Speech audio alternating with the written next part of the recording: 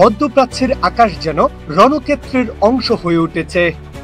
Iran সম্প্রতি ইসরায়েলের উপর চালানো হামলার সময় জর্ডান ও কাতারের আকাশসীমা ব্যবহার করেছে বলে একাধিক আন্তর্জাতিক সূত্র নিশ্চিত করেছেন।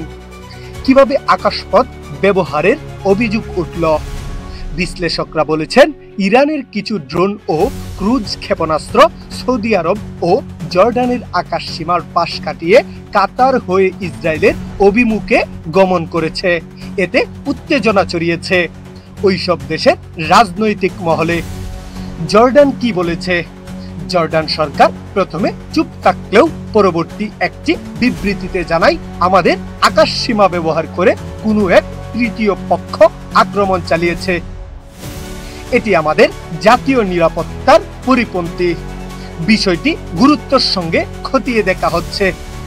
আন্তর্জাতিক বিশ্লেষকরা বলছেন, জর্ডান এখন কঠিন কূটনৈতিক চাপে রয়েছে। একদিকে যেমন পশ্চিমা মিত্রদের সম্পর্ক, অন্যদিকে মুসলিম বিশ্বের জনমত। দুয়ের ভারসাম্য রক্ষা করা কঠিন হয়ে উঠেছে জর্ডানের উপর। কাতারের প্রতিক্রিয়া। কাতার সরকার এখনো সরাসরি মন্তব্য না করলেও দেশটির রাষ্ট্রীয় তথ্য গণমাধ্যম আল জাজিরা ইঙ্গিতপূর্বভাবে ইরান ইসরায়েলের সংঘাতকে ফিলিস্তিনের ন্যায় বিচার আদায়ের পথে প্রতিরোধ হিসেবে চিত্রিত করেছে। এই ঘটনাটি আসলে কি বোঝাচ্ছে? আঞ্চলিকভাবে ফিলিস্তিন ইস্যুতে মুসলিম দেশগুলোর মধ্যে সহানুভূতি বাড়ছে।